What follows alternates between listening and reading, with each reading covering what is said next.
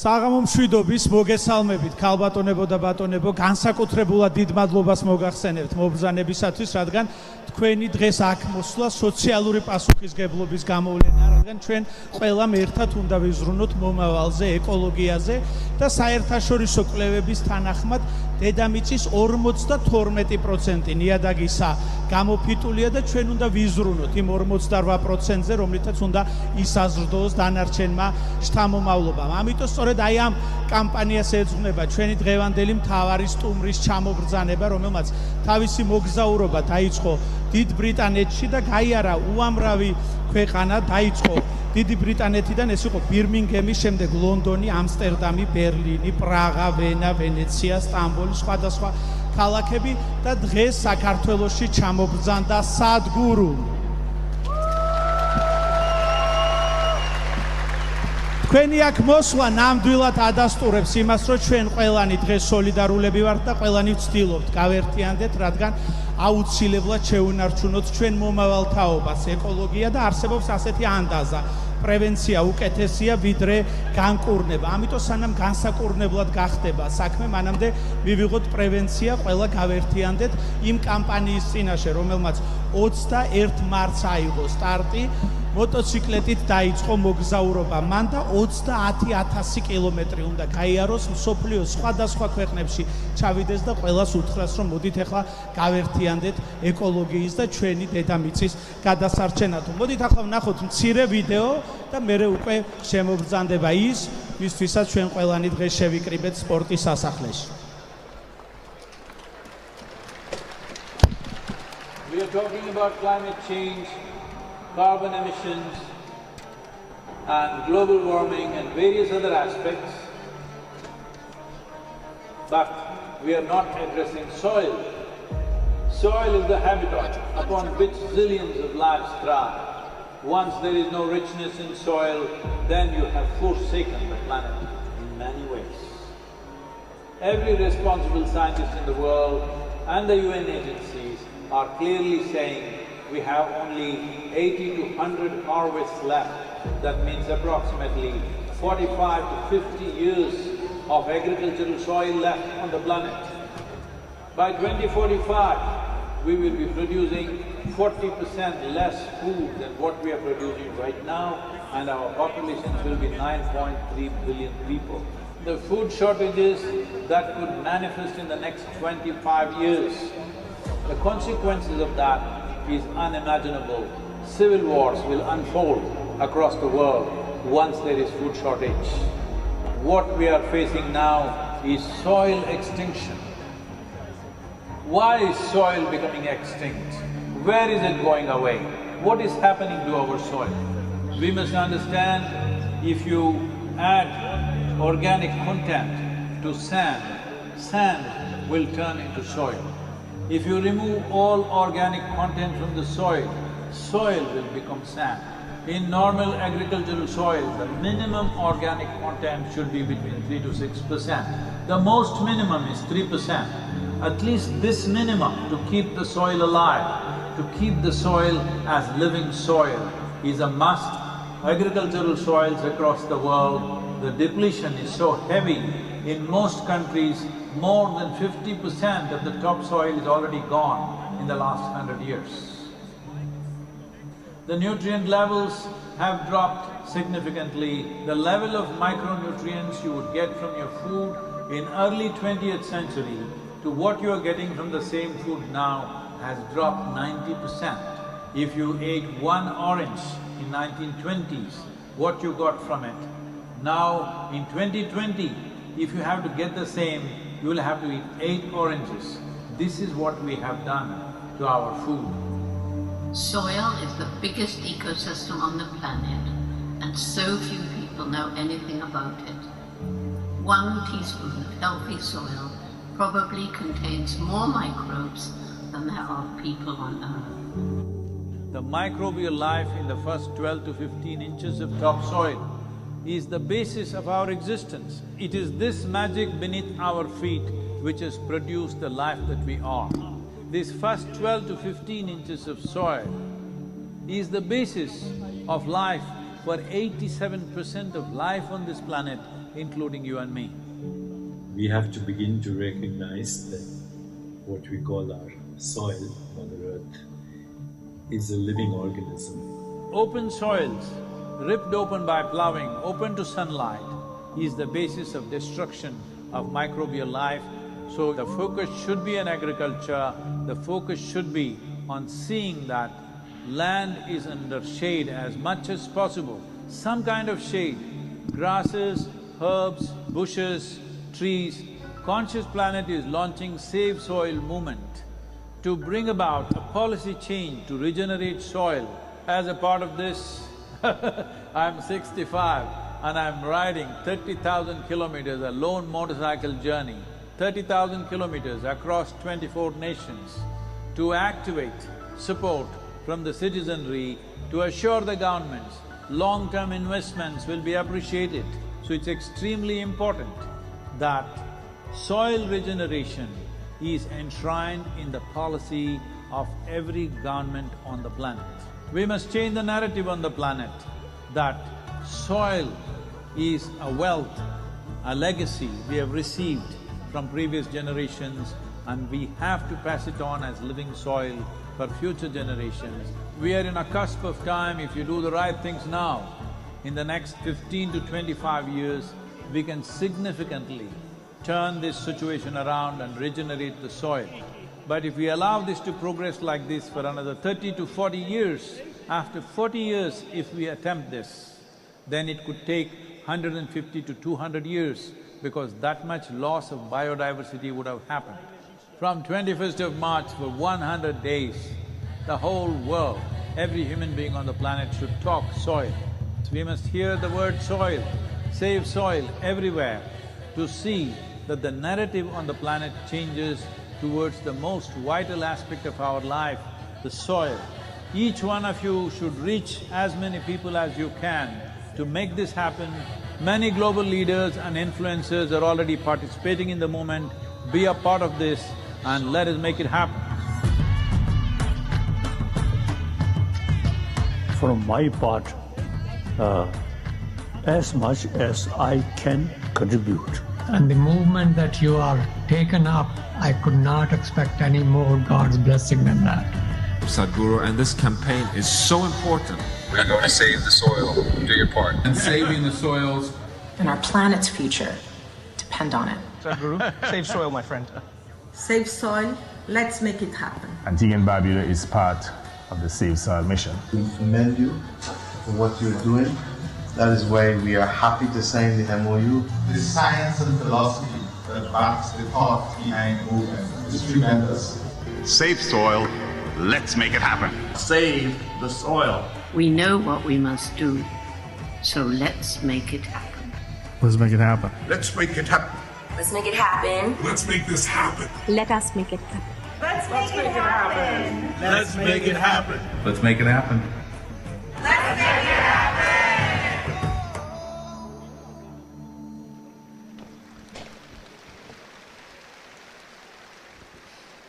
Save soil, შეგიძლიათ ყველამ ჰაშთაგი დადოთ თქვენს მობილურებზე, თქვენ სოციალურ ქსელში ან დაწეროთ ქართულად, გადავარჩინოთ ნიადაგი, რადგან გადავცეთ ჩვენს სივრცეს იმ ადამიანებს, რომლებიც არიან ჩვენს სამეგობრო წრეებში და ყველას გავაგებინოთ დღევანდელი დღის მნიშვნელობა. ყველა ქვეყანას თავისი ბრენდი აქვს, ზოგი მედიტაციას ეძახის, ზოგი არტ თერაპიას ეძახის. განსაკუთრებით მნიშვნელოვანია ის ბრენდი, რომლითაც ჩვენ ქართველები ყველანი ვამაყობთ და რომლებიც ახლა სცენაზე გამობრძანდებიან. ჩვენი სიამაყე სუხიშვილები.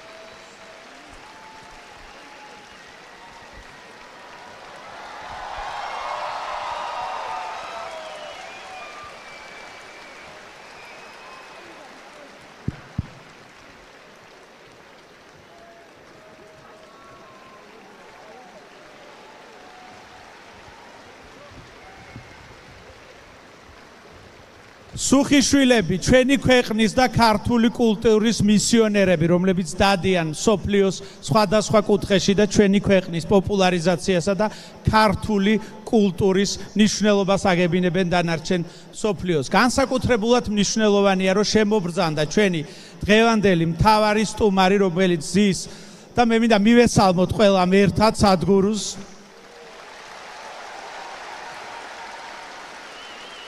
გადავუხადოთ განსაკუთრებული მადლობა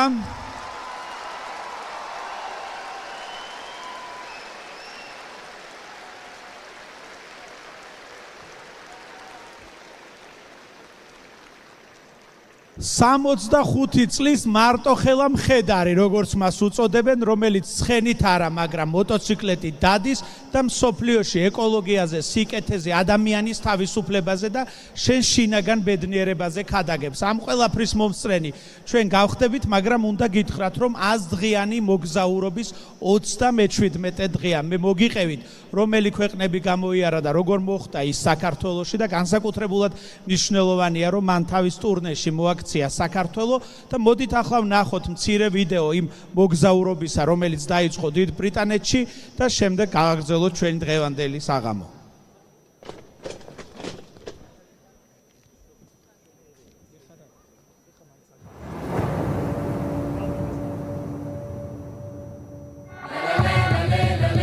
It's a great pleasure for me. These beautiful Caribbean nations are going for this first.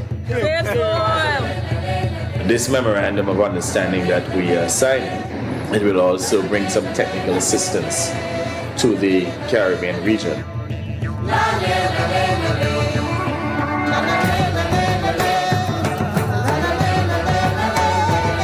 This is a historic moment because here is the first step to turn around.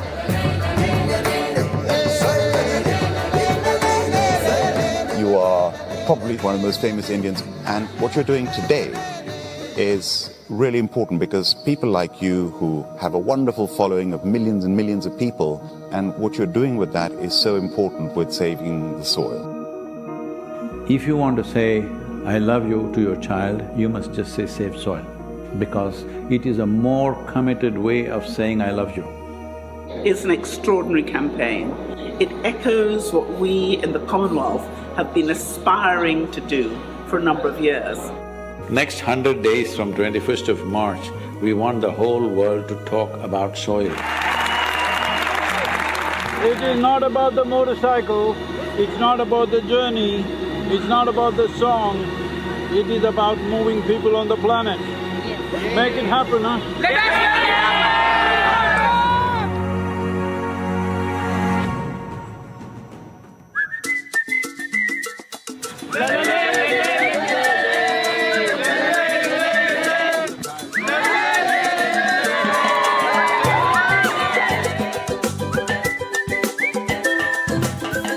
I think if we all contribute, then we have a really strong voice.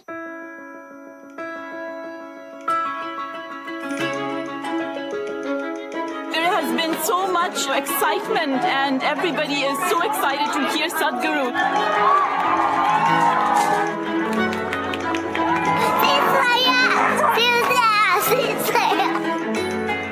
This is our time on the planet.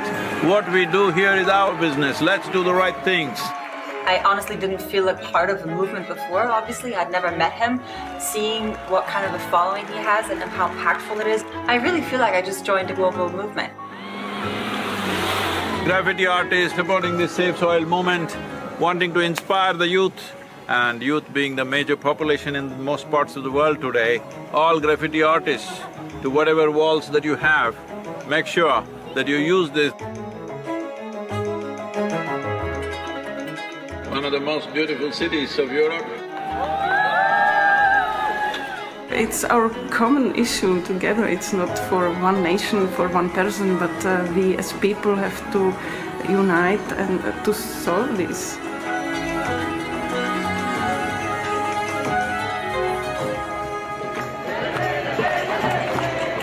This is a celebration of human beings coming together to do what they need to do.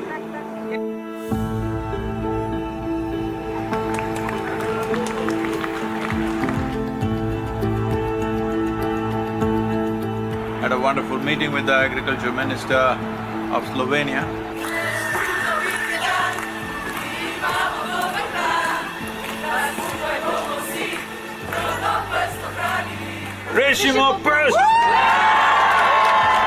All of us have been part of this destruction.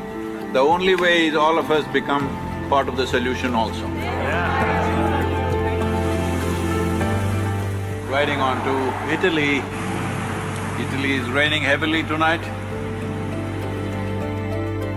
We are in Venice.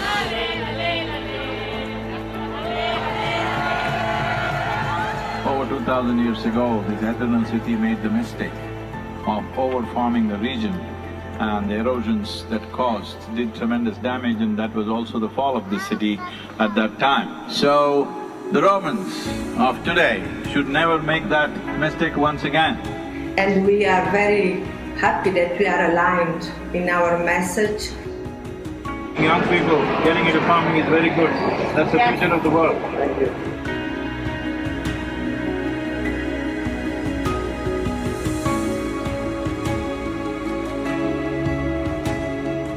Here we are in Geneva. I think it's a message of urgency, but it's also a message of hope. So I would really like to thank Sadhguru for his leadership. The global movement led by him addresses the soil crisis by mobilizing people around the entire world. This massive fountain in the Lake of Geneva is lit up for Save Soil today with Save Soil colors of blue and green. You cannot stop this. The moment is on. It's going to be on till the policies are done. See, when people want it, it definitely will happen. There's no question about it. Tell me, will it happen?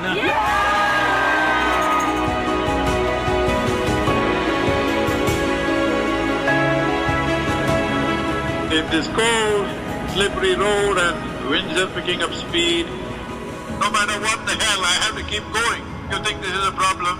Relentless commitment to what you do. That is the only solution.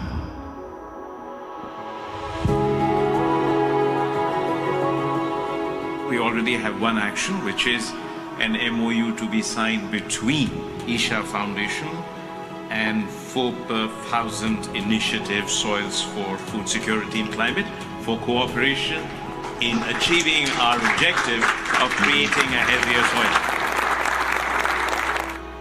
I was very honored to be on the stage and be able to actually express that his mission is what we need.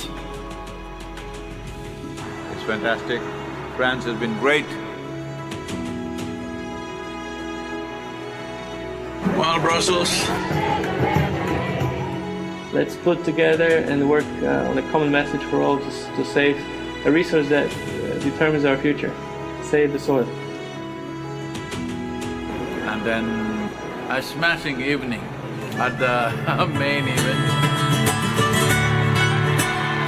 And a super enthusiastic crowd committing themselves to make this happen. Save Soil on the move. Let's make it happen.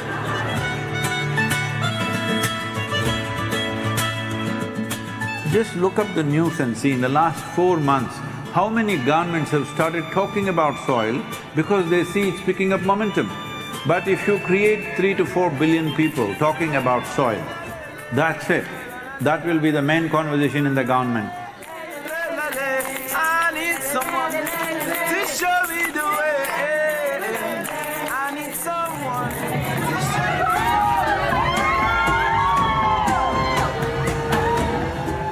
The Education Ministry in Germany has now come into the picture officially and asked all the children to do artwork to support Save Soil movement. Good, Arjun, wonderful. Congratulations that you wrote to the Prime Minister. Let's make it happen! So, on the way to Bratislava, well, the road surface is not great, too many puddles of water, so can't maintain very high speed. It's great that all of you are here in Bratislava. Nobody ever imagined 100 years ago that we will have to save soil of all the things. Thank you for coming to Slovakia. It's wonderful, and I'm very happy that the video campaign. Would you like to come in the kitchen and cook with me a little bit? Why not? Without soil being rich, food won't be rich. Without food being rich, our bodies will not be a full potential. The old heroes always built something which stands up like this, but the new heroes are those people who will nurture the soil which always lies beneath our feet, never stands up.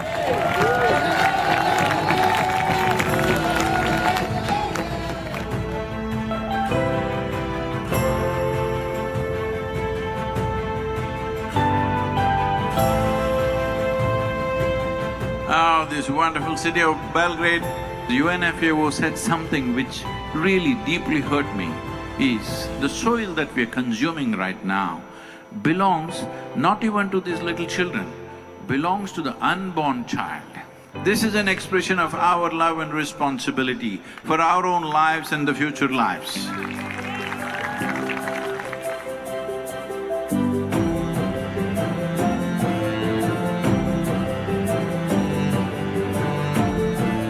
I think there is a great potential for a good collaboration, partnership with the campaign Save the Soil, and what we are doing as a government. We can make it together. It's very important, bringing a certain sense of love and celebration towards the land that we walk upon. It's just after noon, but temperatures are around 2 degrees, morning it was below zero. Not a weather for motorcycle for sure. Going from Sofia to Bucharest,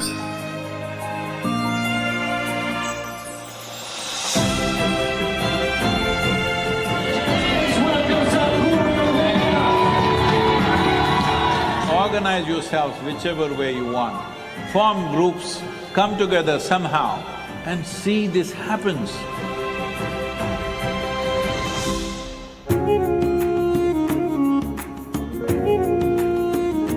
People from Istanbul were really amazed by Sadhguru to appear, and they were just so happy to see him. This many people, if all of you are committed and you spend 15–20 minutes a day to enhance the message, I think I don't have to go on riding like crazy. Yesterday I rode 18 hours, can you believe this, through Bulgarian roads?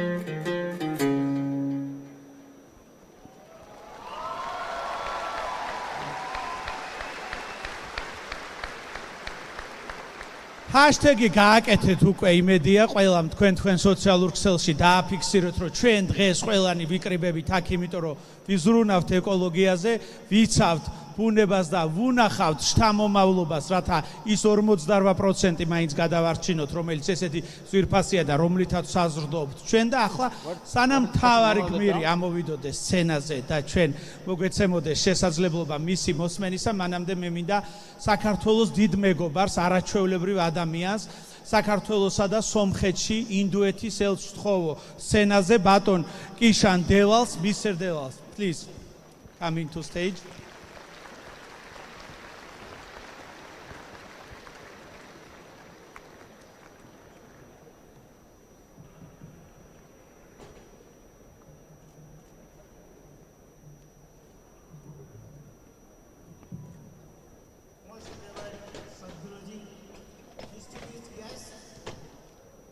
Ladies and gentlemen, a very good evening. Moge Sagnalit.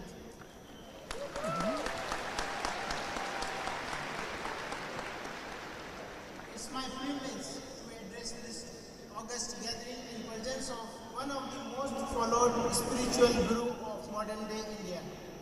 I also take pride in representing to you the land which gave this mantra thousands of years ago. Some Vachadhvam, some Vadadavam, some Manasi Janatam. Some Vachadhvam, that is, let's move together. Some Vadadavam, that is, let's all interact together. Some Manasi Janatam, that is, everyone's mind should also be one. Dear friends, we have been hearing for some years now that our planet Earth is facing various challenges of environment and climate disturbances. Almost all of these challenges are man-made. The Indian cultural ethos since centuries have given the message of Sarve Bhavantu Sukhina, meaning that everyone should be happy. For ages, we in India have always given importance to land in the Indian culture. Earth is held as sacred and treated as mother. One of the Vedas, Atharva Veda, mentions about relation of earth to human. Mata Bhumiha, Putro Iham Prathviha, that is, earth is my mother and I am her child. The governments all over the world and the international organizations, including the United Nations, are making efforts to reverse the process of damage to the planet Earth. There are various methods which are being applied, such as afforestation, reduction in carbon emissions, conservation of water and soil, etc.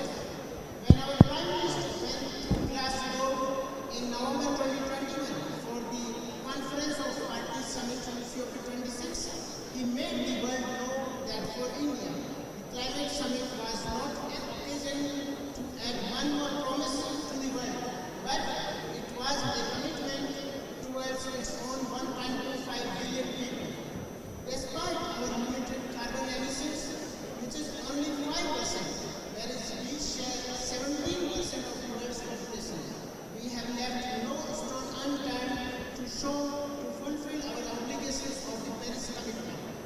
Today, India has the fourth largest renewable energy capacity, and today India's non-fossil fuel energy has reached 40% of our total energy needs, and we aim to set up 450 gigawatt of renewable energy capacity by 2030.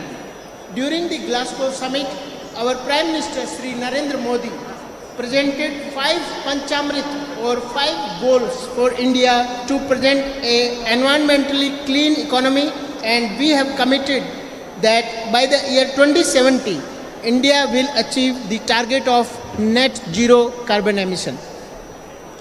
We all have read about the depletion of ozone layer, global warming, climate change, etc. We seem to be ignorant of the condition of soil or soil degradation.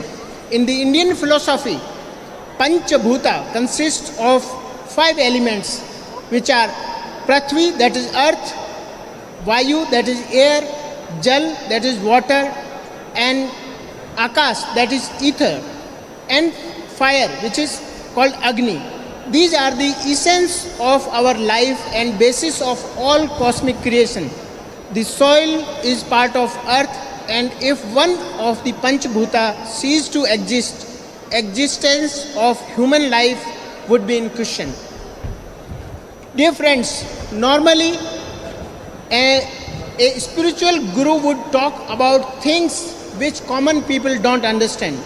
But today we are honored with the presence of Sadhguru, who will not be talking about difficult questions of existence or concepts incomprehensible for the human minds, or life after this life, metaphysics, or any other worldly objects or supernatural concepts. Today, Sadhguruji is literally down to earth because he will be talking about soil and earth and its importance to us. He has rather selected a non-glamorous subject of soil, which is the essence of our life, but most neglected. And along with water, This is the essence of life, and he is here to educate us and warn about an impending disaster which can be averted with our joint efforts. Dear friends, now not taking much time, I invite respected Sadhguruji to come on the stage and enlighten us about the road to protect ourselves from the dangers of possible human catastrophe which may result from our ignorance about Mother Earth and its constituent soil. Sadhguruji, floor is yours. Thank you very much, Didi Matloba. Thank you.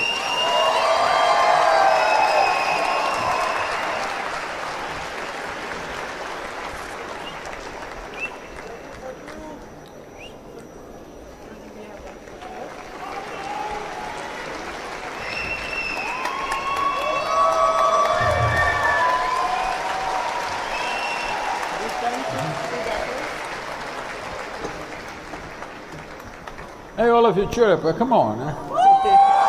Your picture.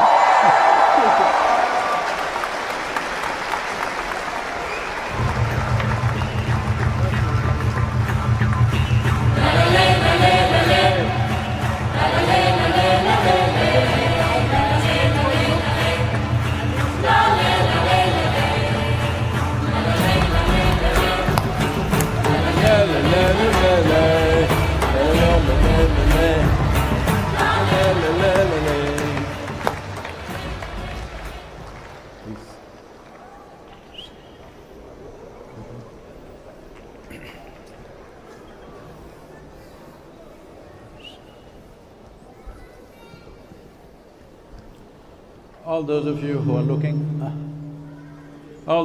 looking at me through your third eye, I mean the phone eye, it's on the YouTube right away. You can download it from there. Don't waste your time covering your face with your phone. Be with me, hello?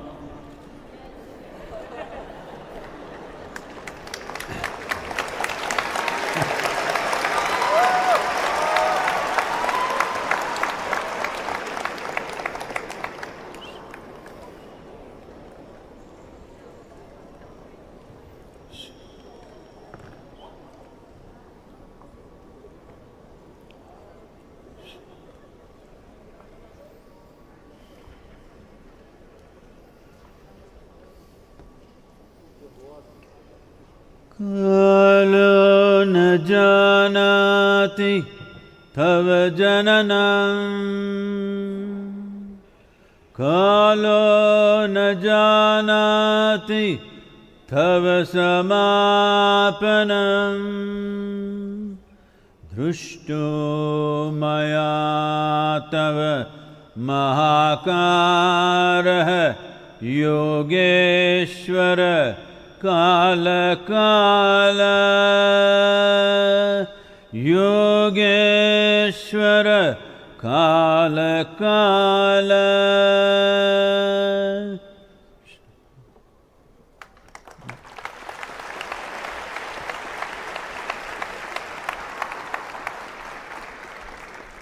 Good evening to every one of you.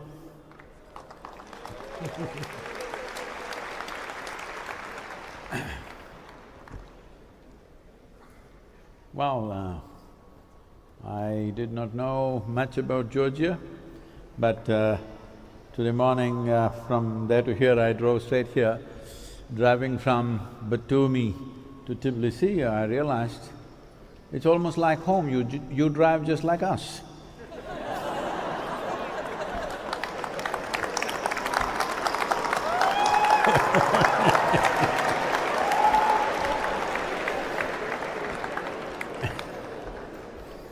Yes, you drive just like the Indians.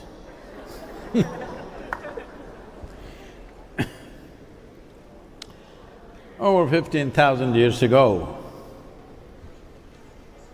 a yogi appeared in the upper regions of Himalayas. People did not know who he is, where he comes from, what his antecedents are, but they gathered. He just came and sat, did not say a thing, did not look at them, closed his eyes, never paid attention to the people. A huge crowd gathered, hoping he will say something, or maybe he will perform a miracle. Nothing happened. He just sat there. Hours rolled into days, days into weeks, weeks into months, but he just sat there, unmoving. It looked like he was gone. Only sign of life was off and on. Tears of ecstasy were dribbling down his cheeks. Except for that, there was no sign of life. So slowly, people lost interest. He's doing nothing, he's saying nothing, what are we sitting here and watching?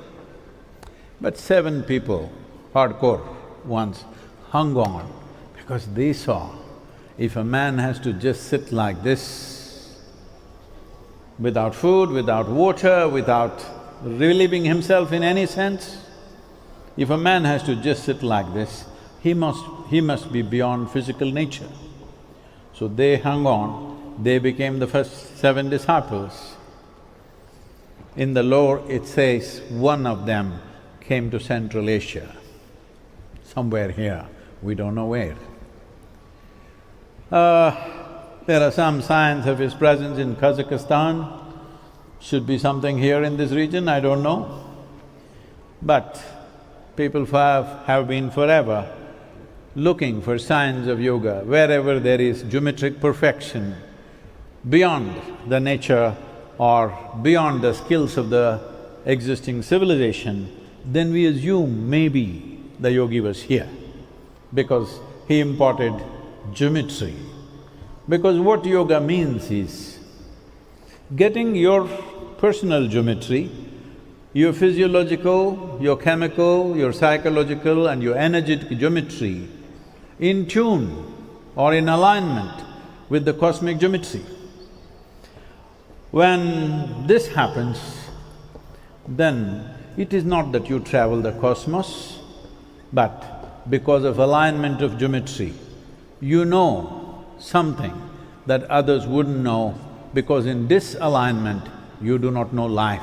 It's only in alignment you know life. To give an example, in your life, at a given moment, either with your parents or your spouse or your children, at certain time, it might not have happened all the time, certain time when you found a certain alignment, life was happening little differently. Hello? The very air that you breathe and the food that you eat and the land that you walk upon, everything felt different simply because between 2 people there was a little bit of alignment. There's no such thing as perfect alignment between 2 individual people, but some sense of alignment brought a different sense of life. People who are in love always think, why these fools don't understand what's happening? It's not just about emotion, it's a certain sense of alignment. This is what yoga means, that you became aligned with the cosmic geometry in such a way that you're bouncing, that people think you're crazy, but everybody saying, Sadhguru, you're crazy. At this age, what are you doing to yourself? You'll kill yourself. I started at 11:30 in Batumi, am I correct? Yes. But you're all from Batumi, guys? No. You're from Batumi. So you know how the road is, it's all under construction and packed with crazy traffic, and you're driving like Indians. So nobody knows where you're going. I know because I have been driving in India forever. I know where you will go. This is not yoga, this is just living in India. You know where the crazy driver will go next. So, and I drive in straight here, people say, Sadhguru, you're going crazy, why are you doing this? Why are we doing this? It's an important question. My question is, why did we not do it much sooner? Because in the last 2 years, I have been meeting so many agricultural ministers, ministries, heads of state, bureaucrats, scientists, all sorts of people who are in responsible positions in the world. And what I found was, Everybody knows how serious a problem soil is, but nobody utters a word. When I speak to them, they say, yes, Sadhguru, it's a very serious problem, there's going to be this, there's going to be that. And I say, where is it? Why is it not in the narrative? Everybody thinks somebody else will do it. Hello, there is no somebody else, it's just you and me on this planet. Hello? You think there is somebody else who will come and do this? We're not on talking terms. What's happening here? Is it a language? Or they're waiting translation, is it? Huh? Hello? The delay is in translation? Oh. Ah. Oh. So what I saw was, everybody knows the problem, everybody generally knows what is the solution, but they've all been waiting for one idiot to come and bell the cat. So here I am.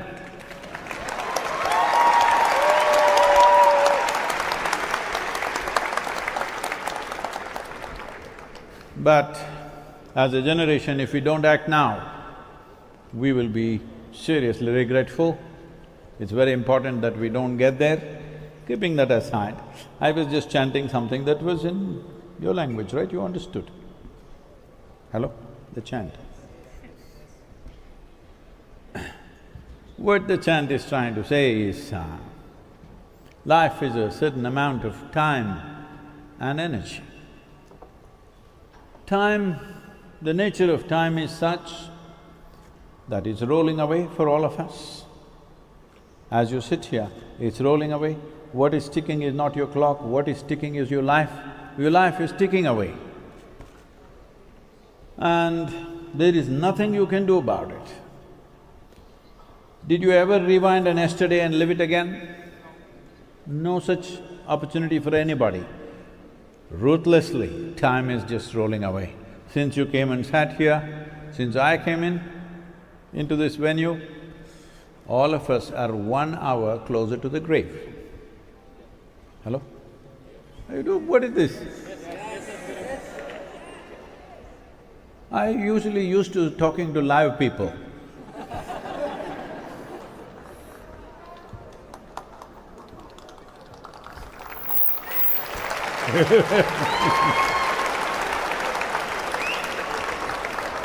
I can't do like those boys, all this, I can't do all that, come on. I got knee pads, but I won't try it.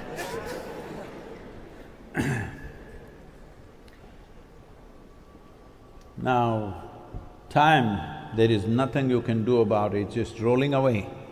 It's just that. You can manage your energies in such a way that you can make your life pleasant, profound and impactful. These are the only three things you can do with your life. You can make it very pleasant, you can make it very profound and impactful in activity. With time, there is nothing to do, it's just going away. And in southern Indian languages, when somebody dies, we don't say he died, we say kalamaitam. This means his time got over. That's exactly what happened. Hello? Yeah!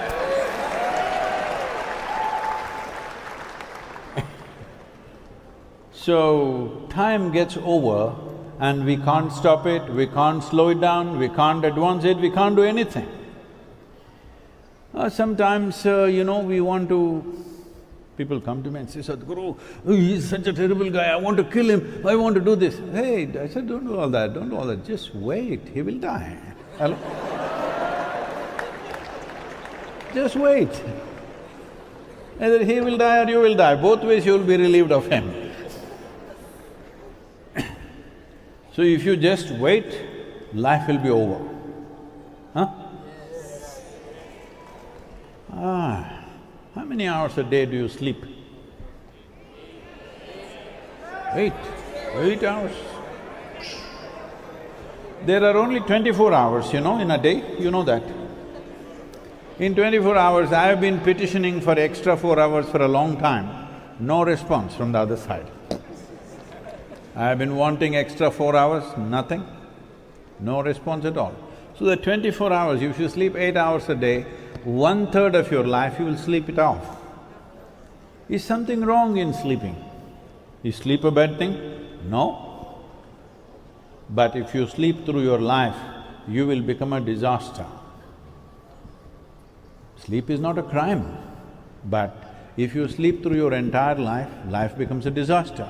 Now this is the problem with humanity right now. There are generations which stood up and mitigated expected disasters, but there are many generations which walked into disasters and then grieve over it. Which one are we is the question right now. Right now, it is very clear, every responsible scientist in the world is talking about serious food shortages by 2045. Every responsible scientist is talking about that there will be a severe water stress in the next 10 years, 3.5 billion people will be water stressed by 2032. They will not just sit there and die of thirst, they will come wherever water is. And over 1.2 billion people are expected to migrate in the next 10 years' time. So when 1 billion people move, the amount of suffering that happens, especially to women and children, the kind of suffering and denigration that happens when people make unplanned migration, forced migrations, is unspeakable. That kind of things happen particularly to women and children. But this is all happening because of weakening of the soil, degradation of the soil. People are thinking how soil, water… somebody was telling me, Sadhguru, 30 years ago you were talking about planting trees, then you said rivers, now you are saying soil, why are you changing the subject like this? Oh, this is like, it once happened, Shankaran Pillai was in the university. In your university, you? Shankaran Pillai was in the university and one day he cornered the college beauty and told her, I love you and I love you and I love you.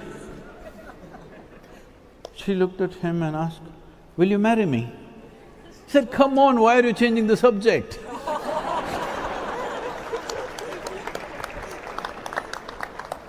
I'm not changing the subject. When we said trees, and when we planted millions of trees, we planted them in the soil only, not on our head. You don't see any on top of my head. When we talked about rivers, the tropical rivers flow from the soil. There are no ice caps sitting on top of a mountain, there's no melting snow in a tropical nation. It is just the soil which creates rivers. So when we talked about trees, when we talked about rivers, we were only talking about soil, nothing different, because this is the basis of all life. You see a worm, an insect, a tree, a bird, a man, a woman, an animal, everything has come out of this soil. 15 to 18 inches of this magical material called soil. This magic, which is mud and becomes food, which is food and then becomes flesh and bone, and once again becomes soil. The question is only, will we get it now or will we get it then when somebody buries us? Hello? When? When? When? This happened. In Texas, there was a couple. Anybody from Texas? Because when you say Georgia, next state is Texas, you know.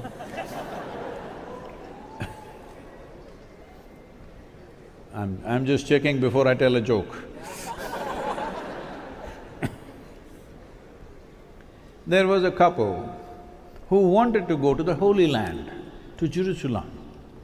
They got married.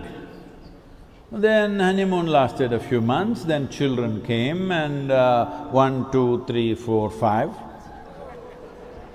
And children went to school, children came to graduation, children came to university, children got married. Grandchildren came, 1, 2, 3, 4, 5, 6, 7, whatever. All this happened by the time they were over 75 years of age. Now they got the opportunity to go to Holy Land. Lot of you are planning things like this. Something that you think is important gets postponed to the last day of your life. So they went to Jerusalem. Jerusalem is a place where every cobblestone is bleeding of history. So they walked on the street where Jesus is supposed to have walked and they were overwhelmed. They went to that place where he is supposed to have walked upon water. They couldn't believe it. Wow, wow, wow, everything. But unfortunately, the lady had a heart attack and she died. This happens, you know. Then the man was preparing to take the body back to Texas. Then the local people arrived. They said, see, your wife has done the right thing to die in the Holy Land. This is the best thing to do. Hello? If you die somewhere, anyway you will die somewhere, better to die in a holy place, isn't it?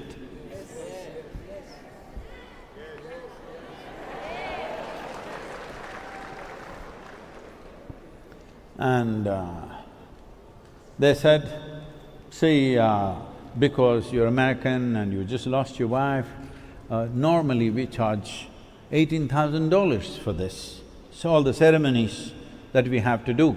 But if you take her back to Texas, the plane ride itself for the body to be taken in the plane will cost $18,000 plus local charges in Texas, so you can as well do it here. The man thought about it and said, no, I will take her back to Texas. They said, it's okay.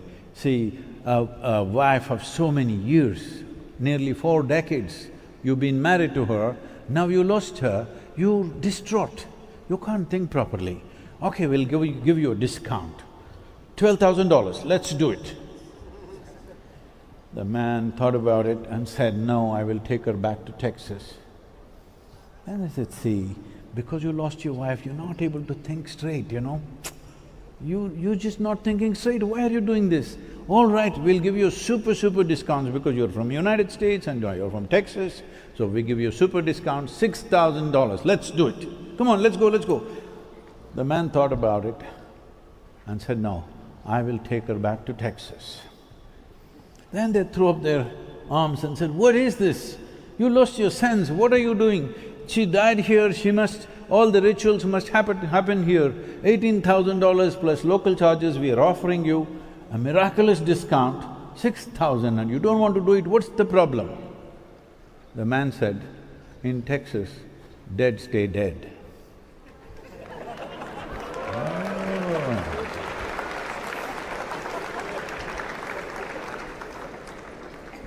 So, countless number of people have walked upon this land. Where are they? All topsoil. Hello? All topsoil, all great men. What happened? All topsoil. This also will become topsoil unless your friends choose to bury you real deep, fearing you may rise. So we need to understand this.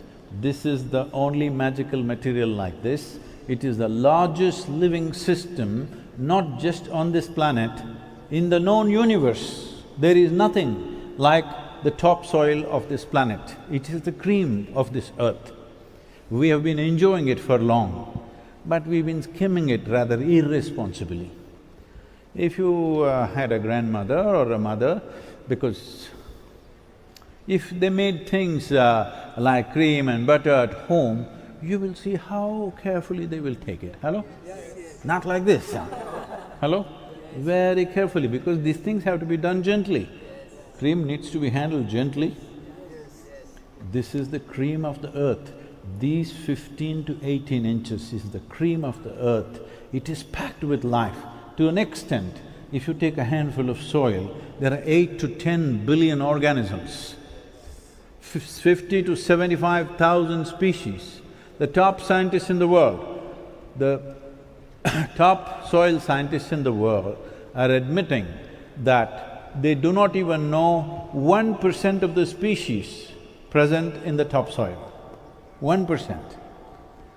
Knowing 1%, you should not mess with it, isn't it? Hello? When we know only 1% of something, should we go and mess with it? Preserving it is the most important thing, keeping it alive is the most important thing. What was shocking for me in these last 2 years was, in most agricultural ministries in the world, most of them still treat soil as an inert substance which can be managed by adding a chemical or subtracting a chemical. The whole purpose of this movement is to first to bring this home, that when you walk upon the soil, you know it is the source of your life. It is not the resource that you use, it is the source of your life. All of us, how fed up on our mother's breast, will we call her a resource? She's our source, isn't it? She's our source, she's not a resource.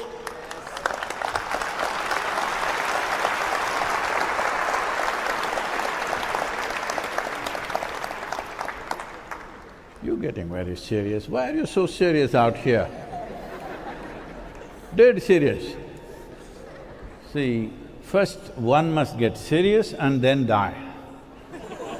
This is a wrong thing. First dead and then serious is a wrong way to do life. One reason why the whole humanity has not gotten naturally enlightened, naturally realized, naturally meditative is, they're dead serious.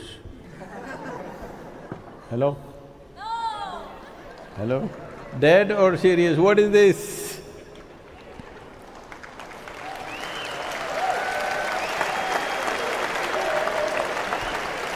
Hey, how many of you understand English language? Others are looking for translation. I think others are waiting for translation.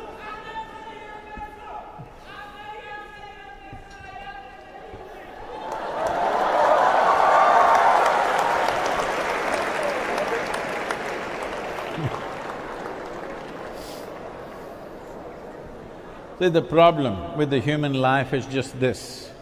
The problem of human life is not of bondage. The problem of human life is freedom. Problem of human life is like this.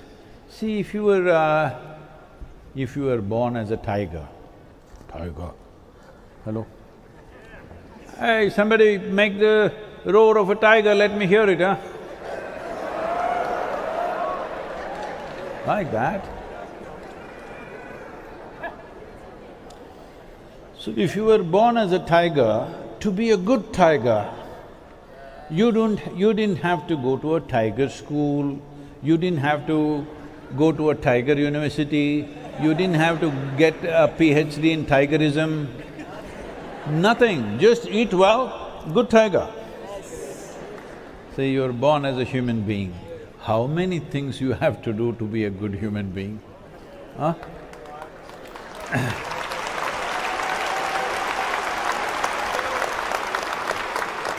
Now this is not a problem, because nature has trusted you and given major part of your life into your hands, that is the thing. See, between other creatures and you, I'm just throwing in percentages, these are not exact numbers, but approximately, for most creatures, nature controls 90% of their life, 10% latitude to do their own little style in their life. Only 10%. Take a grasshopper, take a tiger, take a giraffe, take an ant, anything you want. Nature has fixed 90% of their life, only 10% latitude for them to play around. But the problem with the human being is, you have largely come unformed. When I say unformed, only 10% is fixed by nature. Rest is left to you to become whatever you want to become. This is why you are referred to as a human being. We don't call any other creature a being. We don't call a tiger being, an ant being, an elephant being. Only you are a being because you determine how to be.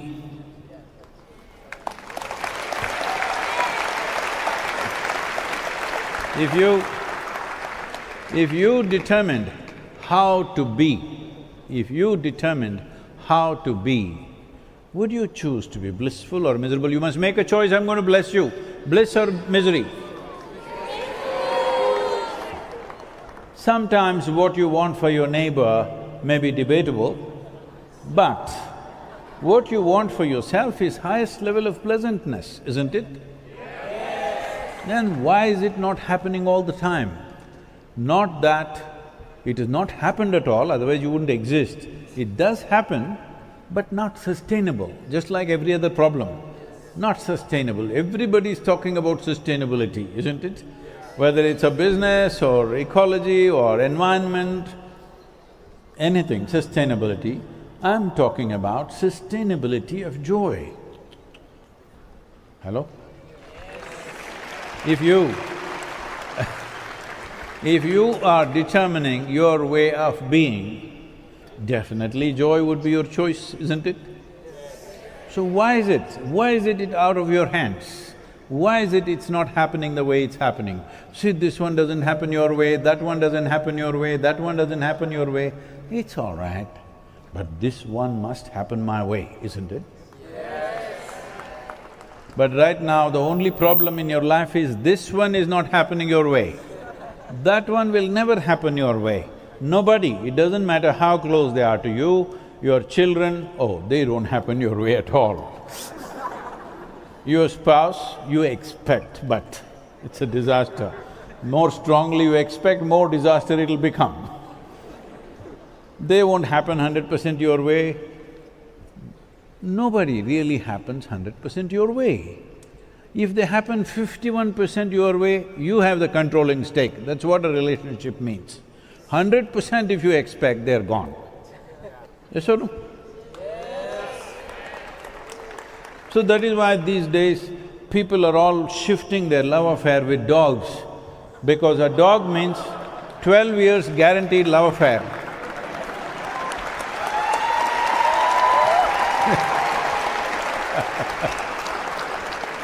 But these days, even the dogs, they do their own thing.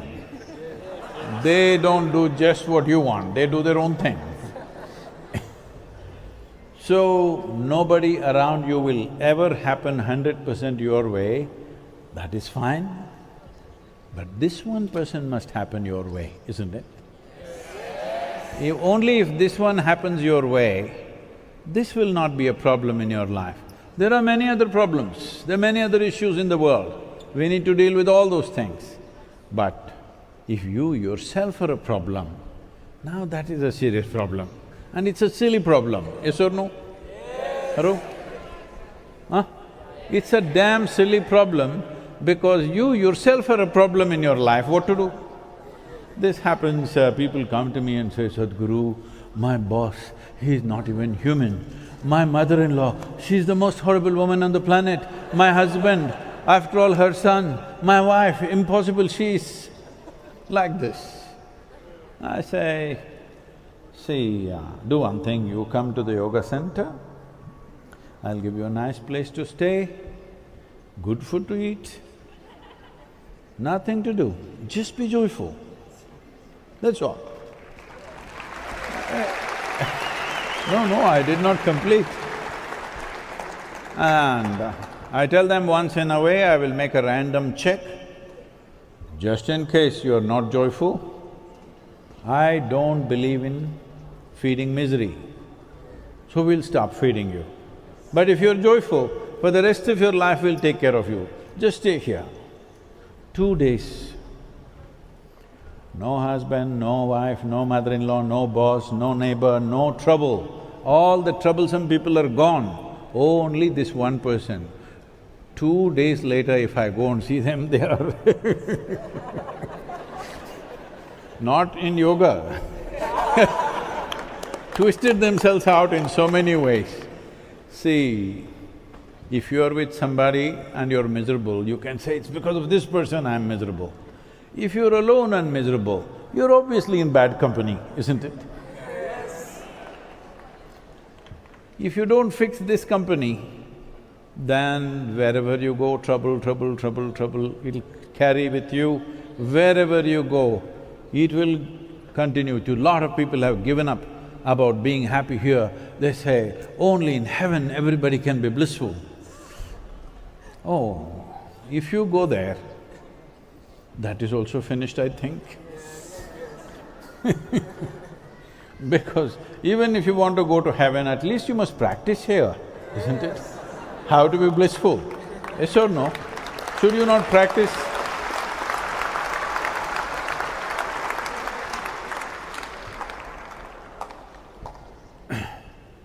Now, such a simple thing, something as simple as being peaceful, joyful, why has it become such a big problem? It's become such a big problem that even so-called spiritual leaders are going about saying peace is the ultimate goal of life.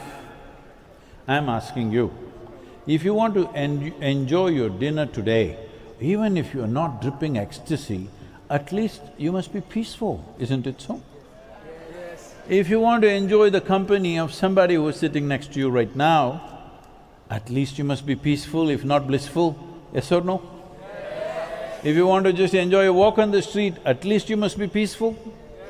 So tell me, is peace the ultimate goal of life or the most fundamental requirement in your life?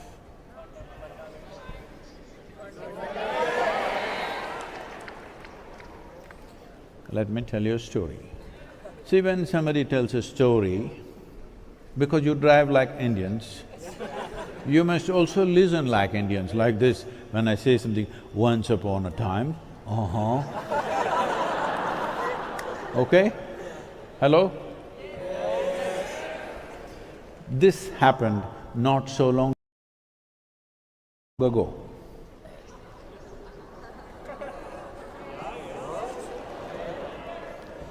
So just a few years ago, I was to speak in Tel Aviv. I flew out of Atlanta and wanting to get to Tel Aviv by mid-morning and to speak at 6:30 in the evening. But due to some delays in the flight schedule, I land there at 6 in the evening, 6:30 is my talk. I have this problem that last 40 years I have not been late to a single event. I was not late here either, just made it in time. So I'm quickly changing my clothes and in the airport and leaving. But I'm famished, really super hungry because, I'm flying an American airline, there's nothing edible on that plane. And then really hungry, more than 20 hours I have not eaten anything, and I quickly change and rush to the venue. To my surprise, it never happens to me. On that day, I was speaking at a very fine restaurant. The talk was in a restaurant. What a place to go when you're that hungry. So I walked in and already people were arriving and they were greeting me, and one person came to me and said, "Shalom." I said, "What does it mean?" He said, "This is the highest way of greeting." I said, "That is your opinion, but what does it mean?" He said, "No, this is really the highest way of greeting." I said, "That's okay, but what does the word mean?" Then he says, "It means peace." Then I say, why would peace be the highest way of greeting unless you're born in Middle East?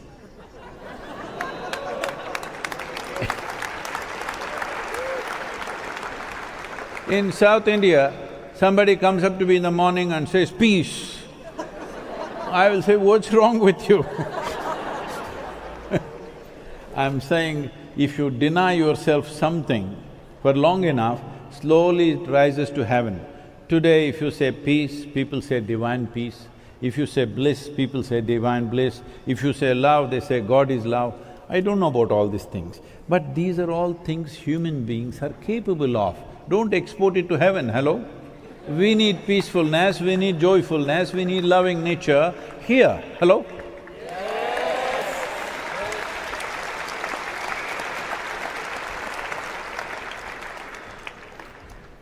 But everybody is busy, all the wonderful qualities about the human beings have been exported.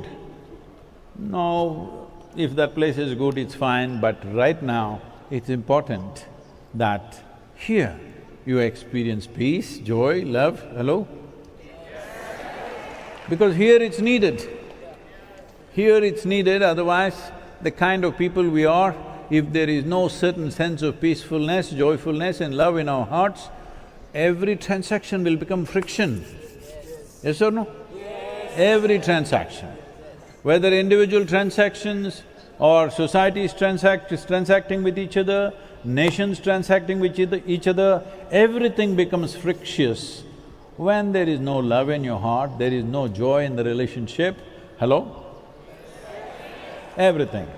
This is badly needed because last 100 years, just see how many wars have we been fighting endlessly. This is not about getting into politics of who did it. As human beings, we've been fighting endless number of wars, isn't it? Yes. You may call them by this nation, that's not the point. But as human beings, we've been a disaster. Constantly taking a vow that we will never again get into another war, and within 2 years again we'll be back in the same place I don't want that to happen with soil, because if you walk into this disaster, you shall not walk out of this.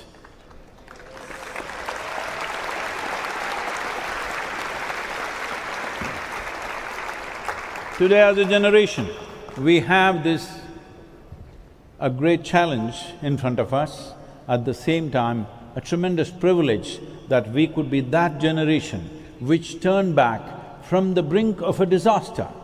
We have the privilege because we are in that cusp of time right now. If we act now, we can turn it around in the next 10 to 15 years significantly across the world. It's possible, but the important thing is, it has to be enshrined in the policy of every nation that a minimum of 3 to 6% organic content is there. Right now, there is too much complex variety of talks.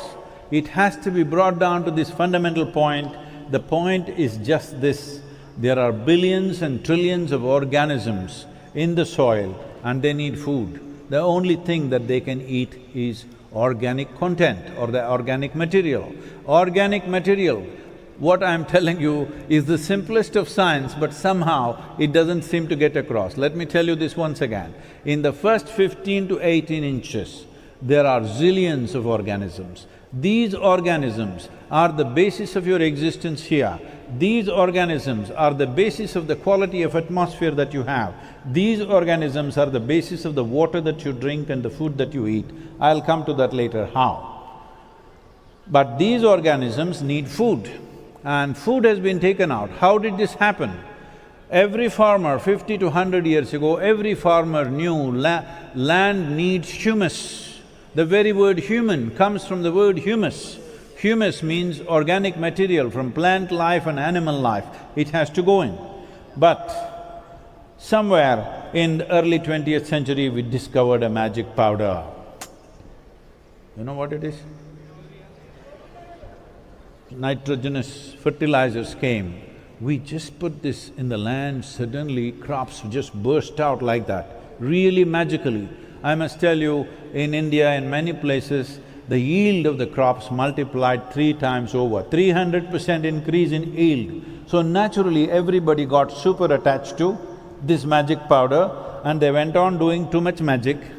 Now they don't know what is the reality. Yes, too much magic we did. What happened was, because the yields increased and things multiplied, economies went on, now we thought not a single tree or plant is needed. Every inch of the land we want to plow and crop it. Then the machines came. Because the machines came, the animals naturally went out. So the problem with the machine is they don't shit. Yes, that's the only problem with them. Yes. Hello?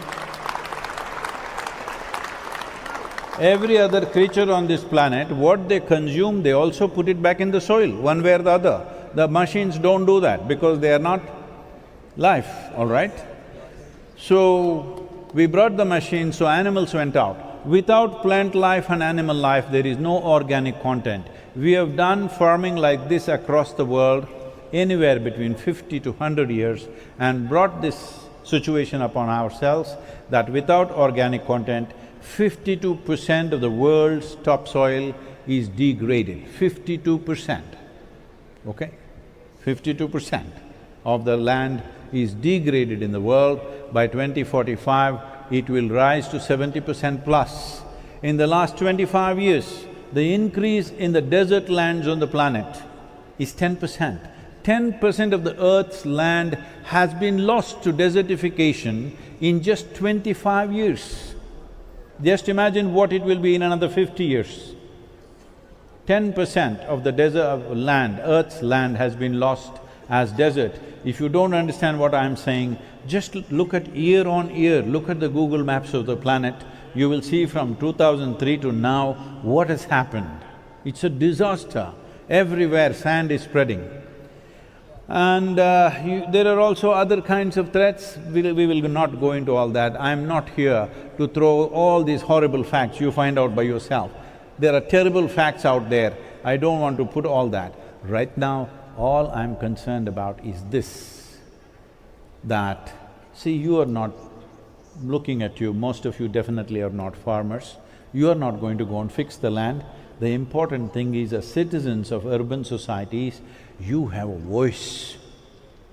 You have a voice which is very important in a democratic society, that you have to assure the governments, if they take long-term policy steps, you are with them. Till now, in no nation, anywhere on the planet, not in a single nation has ever 60% of the population has stood up and expressed their concern for the long-term well-being of their nation or the future well-being of their children. They're just asking for tax benefit, they give us some rebate in the gas prices, do this, do that, they've been doing those things. We've been asking for knickknacks, you've been getting those knickknacks. It is time as a generation we stand up and ask, because you must understand, for political leaders and governments, we are giving them a term of 4 to 5 years. What is it in Georgia? 5. It's a 5-year term, all right? 4, is it? Oh, I'm sorry. It's a 4-year term. I'm asking you a simple question. If you were the president of this nation and you had only 4 years, and would you take up something which will yield results after 15 years? Be sincere about this. No, you will try to work something that works within 4 years, right? That's all that's happening around the world. That is all that's happening around the world. This is a kind of a catch-22 of democratic ways of doing the world, that we give them only 4 years, so they try to plan and do everything within 4 years because they would like to do things in their term. And another aspect of being a political leadership in the world is, it may not be true in every country, but in most countries it is true. Today you will be right on the top, tomorrow if you lose the election, poof, you're gone, you vanished. So if you had a career like that, what would you do? You would try to do everything in 4 years so that you get another 4 years, isn't it so? So this is all that's happening. So unless the people give an assurance, because till now what I have seen in many Indian states and also in various countries, whenever a leader took long-term steps, he loses the election, for sure. You have to give an assurance, we are here for a long haul, we are concerned about the future of this nation, we are concerned about the future of our children. This is very important, this is very, very important.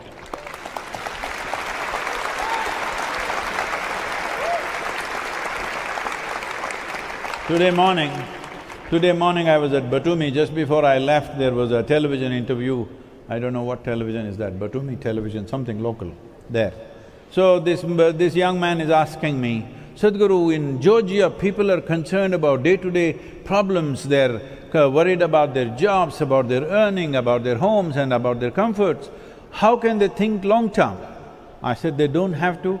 That means none of the Georgian people should have children.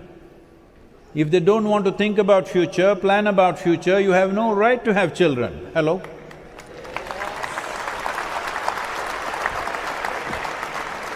It is intrinsic to every human being. This is not a philosophy, this is not an ideology, this is not a moral value, but it is intrinsic to every human being. As a parent, you want your children to live better than you. Hello? That's not taught to you in a moral class, that's the way you feel. Hello? But now if you say, no, I'm concerned about today, I'm not interested in tomorrow, at least don't have children. You have a child and you're not worried about tomorrow, this is irresponsible. So, a time has come where for the first time in the history of the world, we have to be worried about our soil condition. It has happened to many individual societies. The Mayan civilizations went down because of overfarming. Mesopotamian civilization went down because of overfarming. Even the Roman city as a city went down to some extent. The important part was the bread became too expensive because it had to travel a long distance and come. The same thing is happening today, everywhere, but now it's on a global scale. Never before it's been like this. This year, because of the war situation and shortage in food material, this year, at least half a dozen countries are going into severe famine. That's not in Europe, but it's elsewhere, but this is happening because 25% of the world's wheat was coming from these two countries. One is bombed, another is banned. All that's happening is the food is not reaching the people who need it badly. So, famine is something that used to happen very commonly before 1950s and 1940s. It used to happen everywhere. Famine is not a pleasant thing because it's not even like a bomb or a bullet, it doesn't kill you like that. It is a 3 to 4 months of slow fade of life. It is the most painful and horrible way to die. Let us not bring those situations back into the world once again. We have enough technology, we have enough organization, I believe we have enough education and sense. We should not allow this to happen once again to human beings. I want you to know, when famines happen, most terrible things happen. Human beings have eaten each other because of hunger. It has happened in many places in the world. Let us not push humanity once again into that place because clearly we are going there. Less food production and more population means clearly we are heading there. You may think it'll happen to somebody, wherever it happens, our humanity should respond, isn't it? And not respond after the disaster unfolds, because this has been our record. After World War II, everybody said, never again we'll fight another war. Since then, how many? Hello?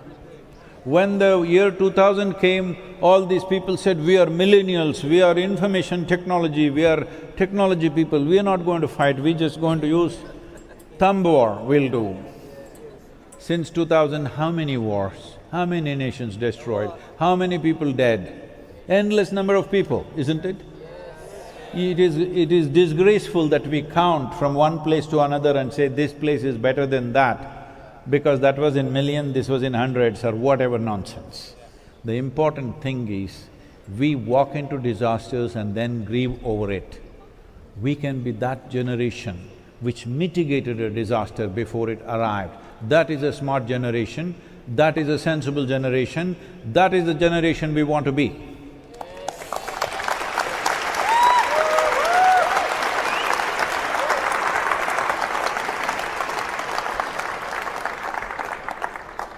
Because you're Tbilisi and you drive like me, no.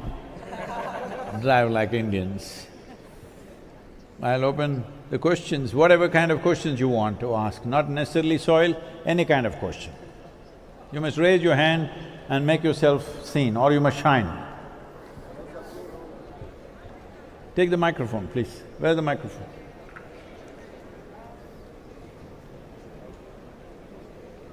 Where is the microphone?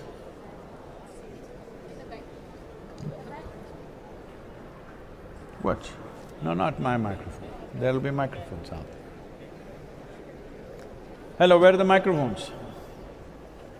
Oh, hello, my name is… Where are you? I'm there. My name is Leila Sisauri. I'm kind of originally from Georgia, but I'm from London.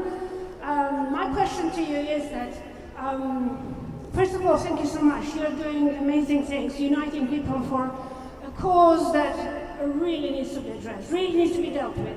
That's amazing, thank you very much. Question. The main, the crucial point, and today I'm a high school teacher, so I was discussing it with my students.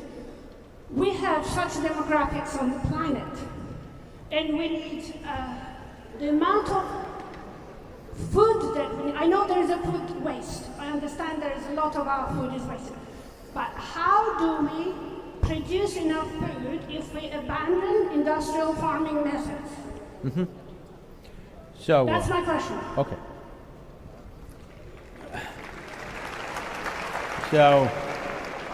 So this is the important thing. I have not really studied this, but I have glanced through the European Common Agricultural Policy. What I see is it is too complicated ever to be fully implemented. When I say it's too complicated, the soil health and fertilizer usage, in pesticides and insecticides and various other aspects are linked as one policy. Well, academically that looks like the right thing to do, but when it comes to implementation, see, fertilizer factories, fertilizer industries and pesticides did not build up overnight. They've taken decades to build it up to where they are today. You don't expect them to close down tomorrow morning, it's not going to work. And anyway, if you close it down, your food production will come to 25% of what it is right now, and that will be the worst disaster that you will unfold in the world. So do not talk about a particular kind of farming. Let the farmer decide how to farm. We want the soil to be alive for today and for tomorrow. Other things can be addressed. It's like this.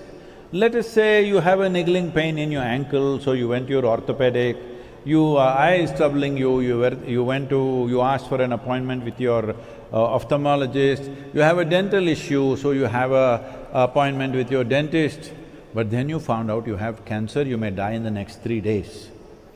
Tell me, which shall we attend to first? Hello? So right now, this is the situation. There are many issues.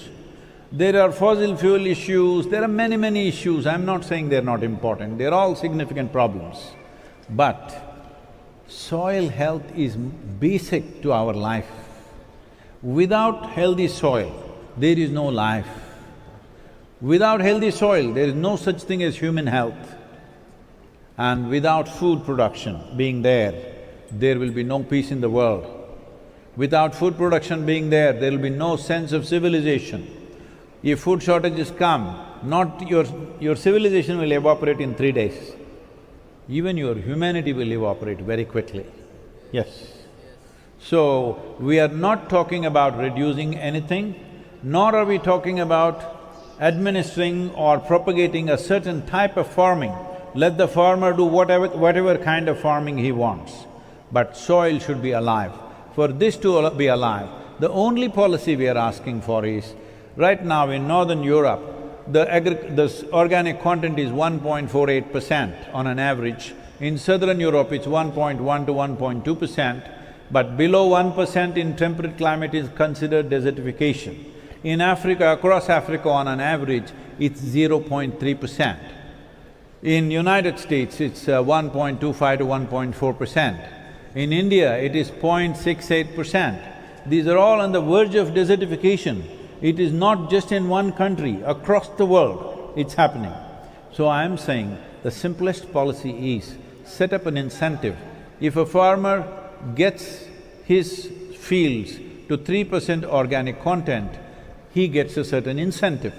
If he gets that incentive, apart from that, when 3% organic content happens, there is a certain amount of carbon sequestering happening, so industry and business can work to bring in the next level of incentive to the farmer, which is carbon market.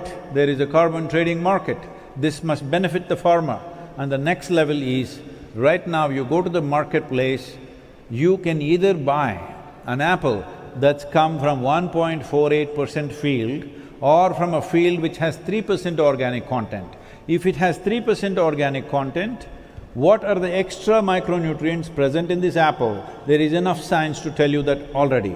And if you eat this much extra micronutrient, what are the health benefits? What are the preventive health benefits? What are the benefits for the economy? What are the benefits for the nation? How many man-days are not lost because people are healthy?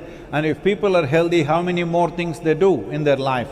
How the economy benefits? There is a whole lot of data to this. So, we are asking only for this one thing.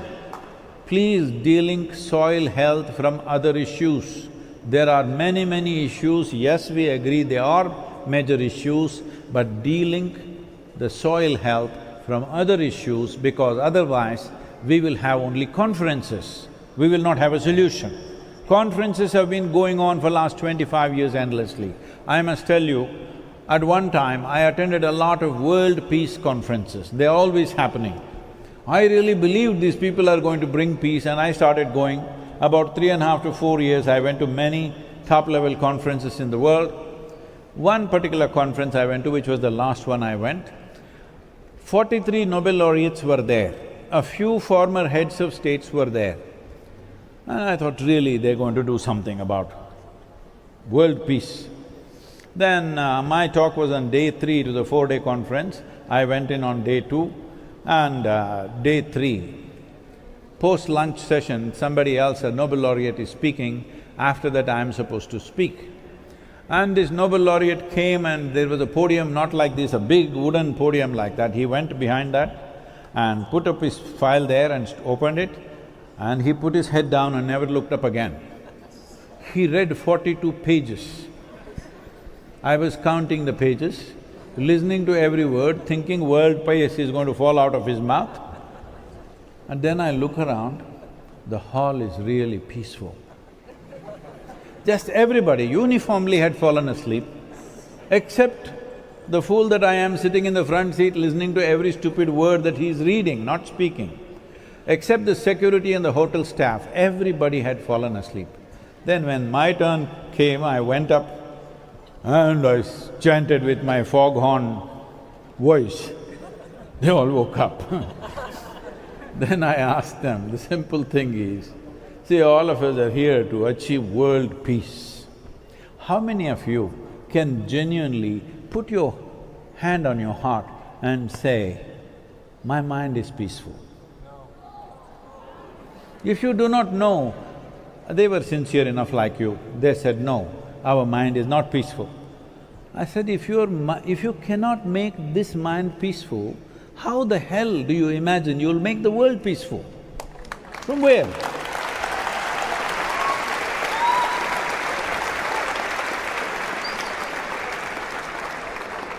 If you do not know how to bring to peace to your own mind, how to do it with the world, and above all, there is no peace in the world. If there is no peace in the world, it is only and only because of what's happening in the human mind, isn't it? If human minds were peaceful, or if human beings did not exist, world would be peaceful. And then I asked, what is the secret of everybody uniformly falling asleep? They said, no, Sadhguru, yesterday there was a Bacardi festival in the evening. Oh, I said, okay, peace. Peace can be achieved in many ways. You can be drunk and be peaceful, you can be drugged out and be peaceful, you can be dead and be peaceful. But that's not what we want. We want to be alive and be peaceful. We want to be exuberant and be peaceful. Hello? We want to be dynamically active and still be peaceful. Huh? So, this is not about talking about taking away industrial farming, do this, do that, no. There is a way to farm. Last 27 years, we have converted hundreds and thousands of farmers in southern India. Looking at the success of that, today, Government of India has invested $2.3 billion in the direction. Now, after we started the movement, Germany has announced $4.5 billion for soil ecology, and United States and UK have announced subsidies for cover crops, which we've been pushing for a long time. Nearly 72 to 73 countries have given declarations or signed MOUs saying that they will implement the policy. So we are on the way.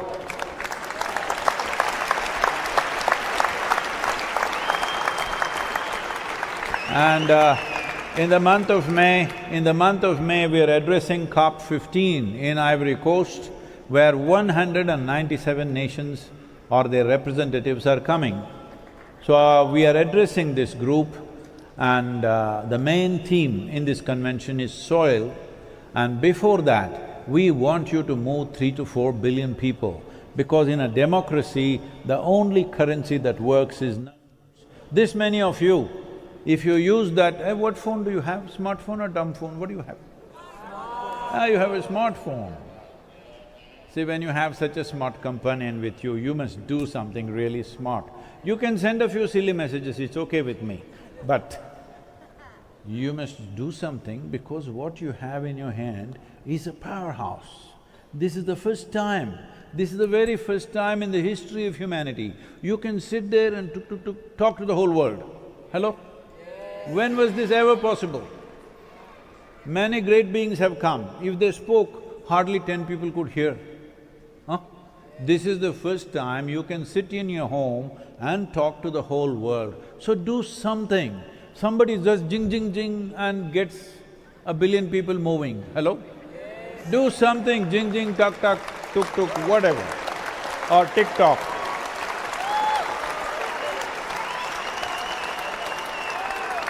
Do something smart, make a fool out of yourself like me, do whatever the hell. But as a generation, we need to make this happen. This is a generational responsibility. So let us not talk about organic farming, this kind of farming, that kind of farming. Let the farmer decide what kind of farming he wishes to do, but as the organic content increases, the fertilizer usage will naturally drop. It will inevitably happen. We don't have to curtail it. If you curtail it, food production will drop and then everybody will go back to severe usage of chemicals once again. Do not talk about cutting down chemical usage. Increase the organic content, chemical usage will naturally come down. And stop labeling food as organic. What is the other food? Inorganic, is it? Hello? If this apple is organic, this one is inorganic, is it? There is no such thing, these are just marketing terms. This is why we want it to be labeled according to the organic content in the field, because you cannot test an apple and find out how much fertilizer or how much chemical it has in it. It is a whole laboratory process, it never happens. But the organic content in the soil can be checked on the farm. Within 10 minutes, you can find out how much organic content a given soil has. Because it's practical, this is why we're pushing it. If we want this to be implemented, soil policy or soil health policy must be delinked from other aspects that we've been talking about for a long time.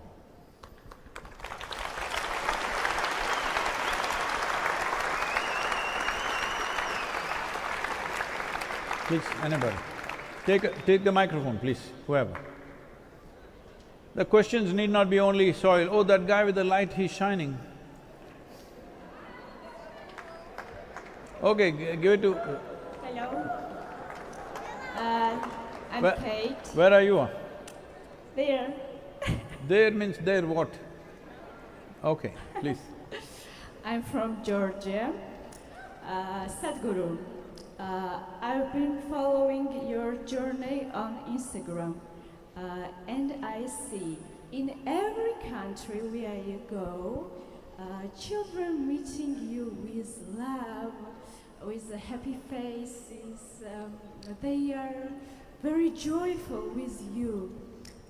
So, what is your power in making them happy?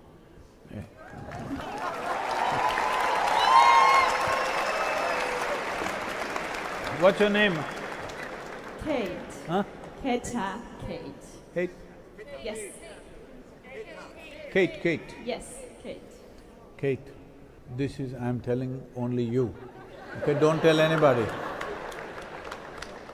Because, Kate, this is only for you. I never grew up, I just stayed the way I was born. Thank you.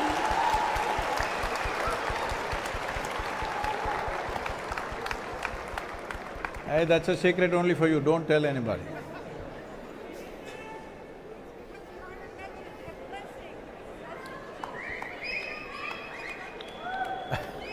Please, that dancing girl at the back with the light, please give it to her. Oh, it's a boy.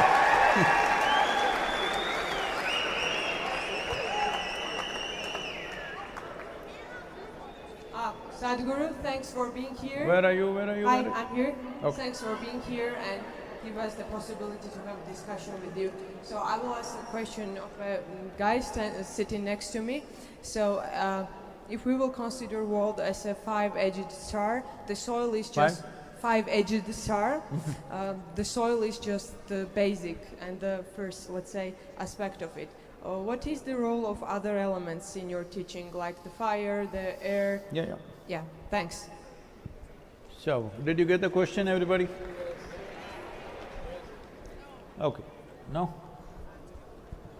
Okay, this happened.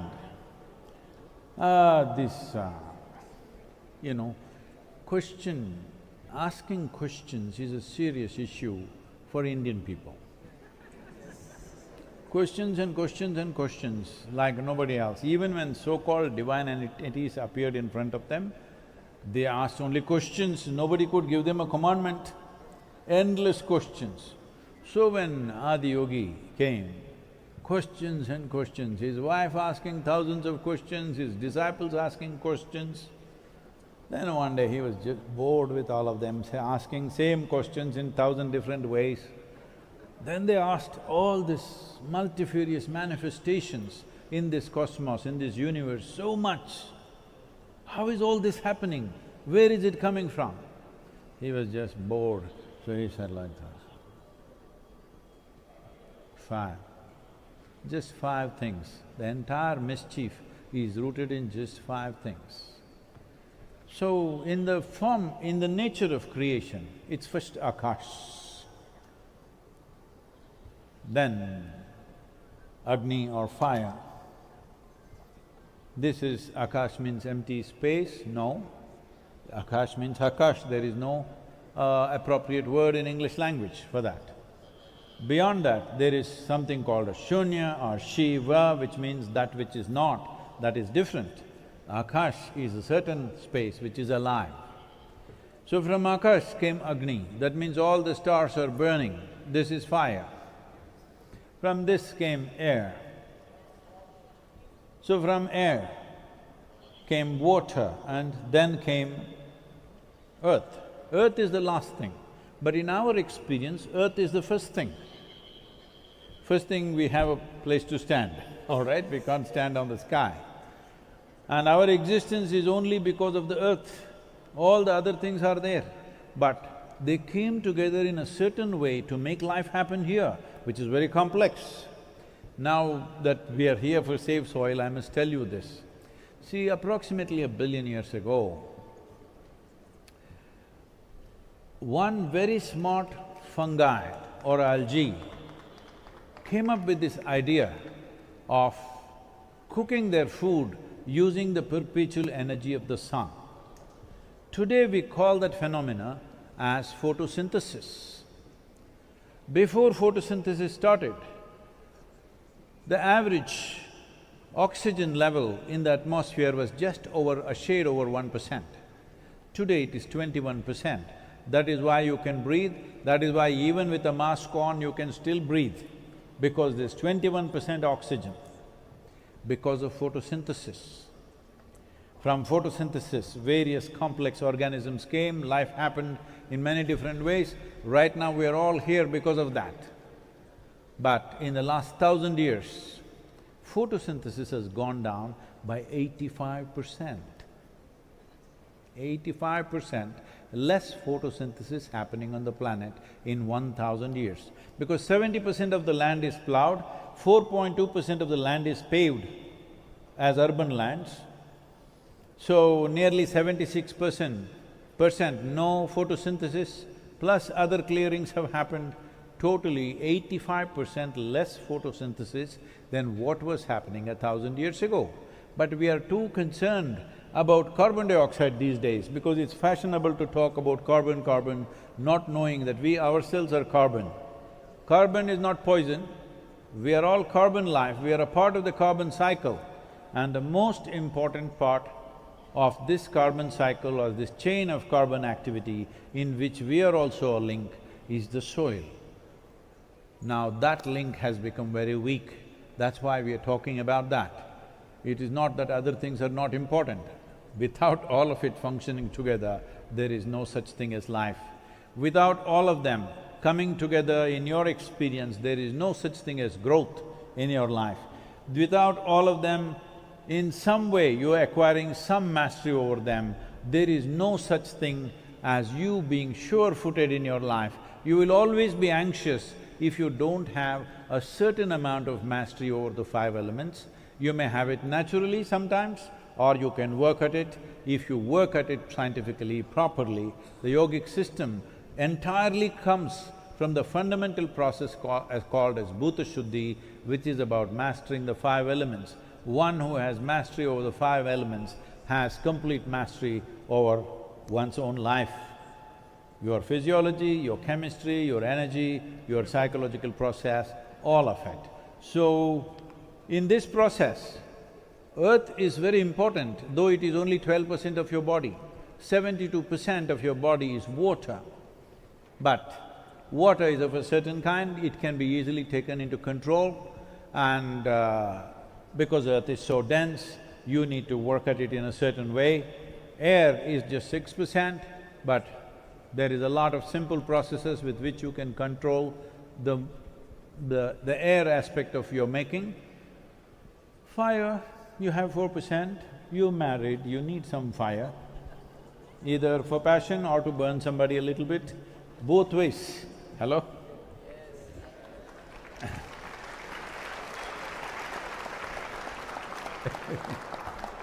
So, Akash is rest, that is not in percentages, you can't count that in percentages, but your ability to perceive life, how much you know of this life, how much you know about the nature of creation depends on how much mastery you have over Akash, because it's the Akash which enhances your perception.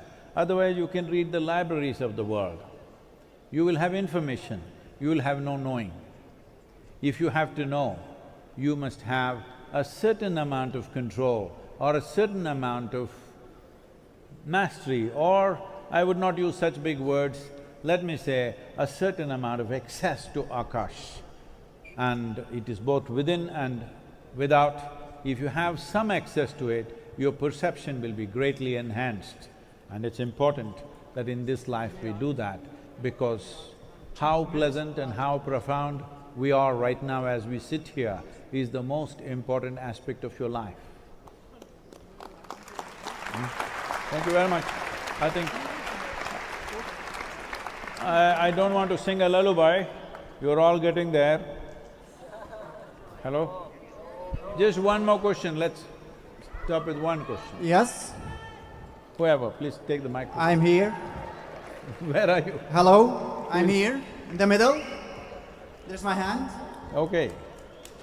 Okay, so can I speak? Yeah, you made such a big… I see myself, okay. Thank you that you came to us. I'm really grateful. This is the first thing. My name is Rami. I'm a human of the earth. Oh, really? And my question is one. How can people, with this chaos that's going on in the world, can be happy? Oh. That's it. People.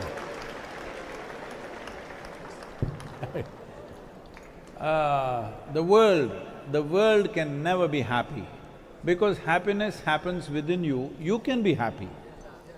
But if you've chosen not to be, that's very unfortunate. Now this happened. Can I tell you a story? If I say once upon a time, lot of people think it's bedtime, that's the only problem. Once upon a time, there was a man in Constantinople, your neighbor, all right? And because being there in that place, the Silk Route, lot of stories coming from India of, golden mangoes growing on the trees and golden deer romping in the forest, gold nuggets being sold in the vegetable market, and of course of mysticism, of wealth and mysticism, enormous stories floating across the Bosphorus. So always he wanted to go to India. Now he was well over 60 years of age, he got an opportunity and he went there. He found a guide, he wanted to meet a mystic, he wants to meet a yogi. Long time ago, not me. So, he went there and he went to southern India and they told him, you go up this mountain, all these landmarks, they told him, if you go there, there is a yogi who's living in a small cave. He's the man for you. So, he went there and there was a yogi sitting there like this, blissed out totally. You understand what that is? No. You think even happiness is not possible. So he was sitting blissed out. And our man went and the people had told him, if you see a yogi, you must prostrate. And he went down and scraping his knees and all the commotion, the yogi opened his eyes and smiled. The first thing the man from Constantinople said is, "Can I ask you a question?" The yogi laughed and said, "Yes, by all means, question, no problem. Ask a question." Because you know, a question can never be wrong, only an answer can be wrong. This is the safety of a question. You can ask any kind of question.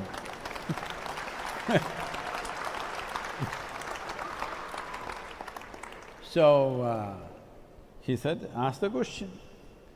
The man who's… Hey, let me finish the answer. Hello, let me finish the answer. Hello.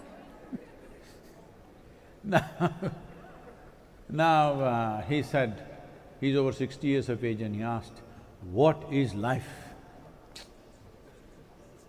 See, this question you should have asked when you were 8. What is life? Well, you got lost in the play around you. At least when you're 16, you should have asked, what is life, isn't it?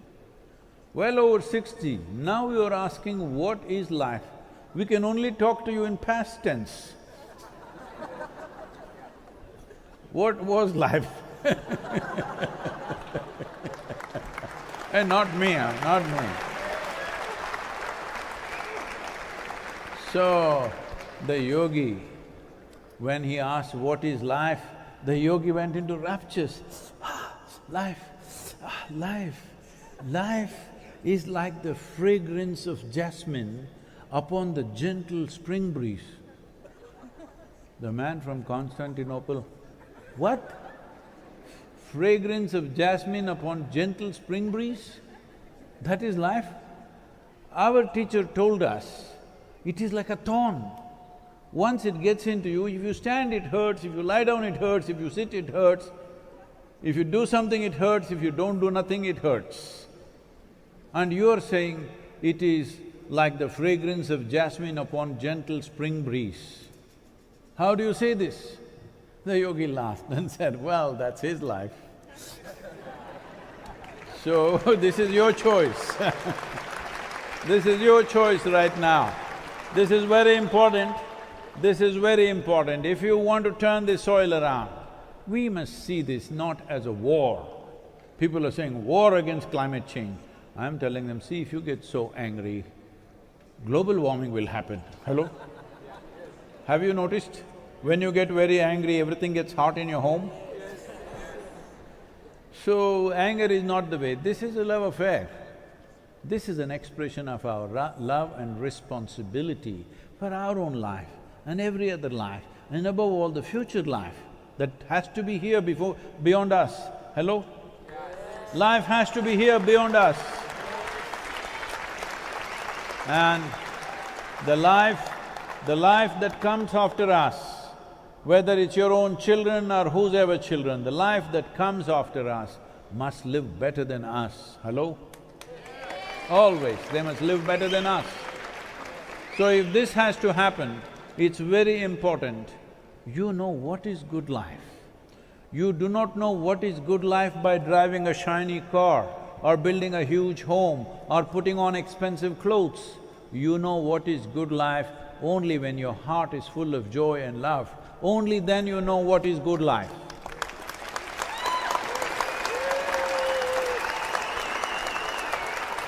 So without knowing what is good life, how can you care for life that is yet to be? Without even you experiencing what is good life, how will you care for life that is yet to be? So this is the whole problem. This is the same problem as people talking about world peace when they do not even know how to keep their minds peaceful. So,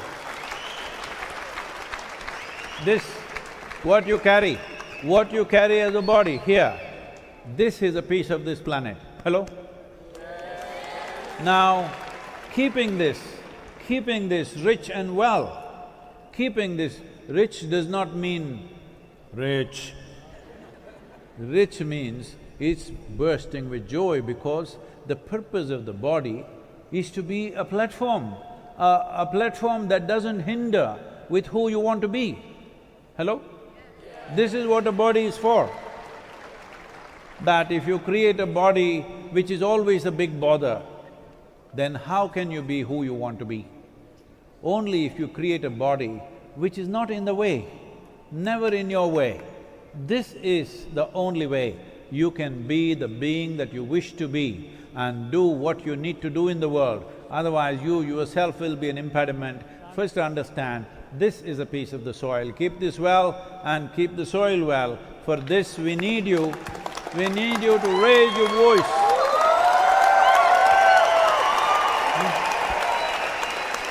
I'm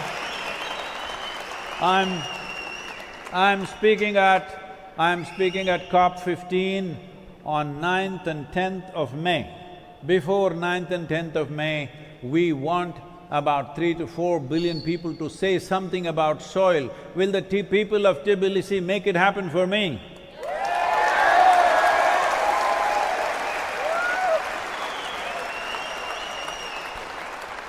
Don't go home and sleep on it. It just takes every day, if you spend 15 to 20 minutes, organize yourself as a city, as a nation. I want to see, I want to hear, whichever corner of the world we go to, we want to hear the voice of Tbilisi speaking about soil. If that happens, if you really move 1 billion people for me, I will be back in Tbilisi within a year's time. But first I must hear your voice. Will you make it happen? La la la la la la. La la la la la la la la. La la la la la la la. La la la la la la. La la la la la la la. La la la la la la la. La la la la la la la. La la la la la la. This very body is soil. My body, your body, everybody is just soil body.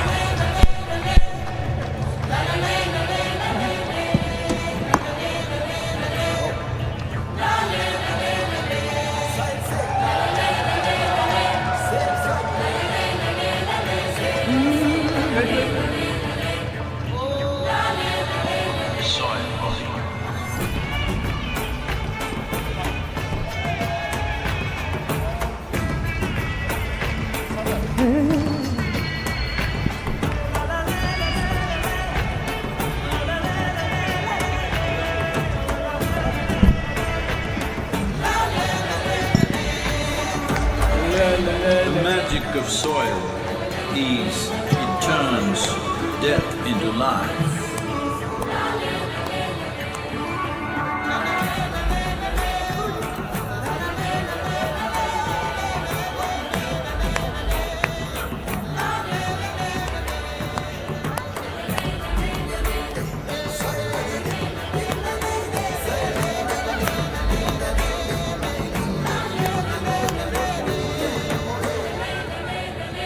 Depleted soils will not quench the fire of hunger. Unquenched hunger can burn the very world. This is a generational responsibility. Save soil. Let's make it happen. Edward!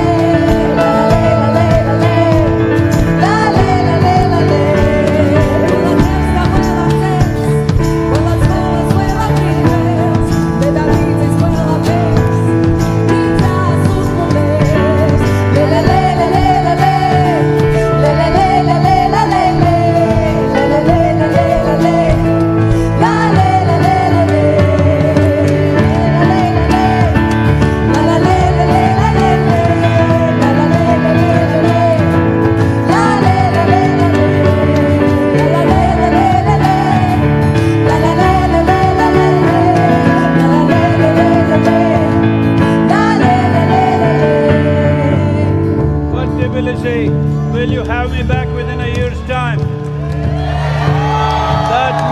That means we must hear your voice across the world, okay? Make it happen. Form groups of your own. There is Twitter, there is Facebook, there is Instagram, Telegram, TikTok, do whatever. Do something smart, do something stupid, get this going, okay? Let's make it happen.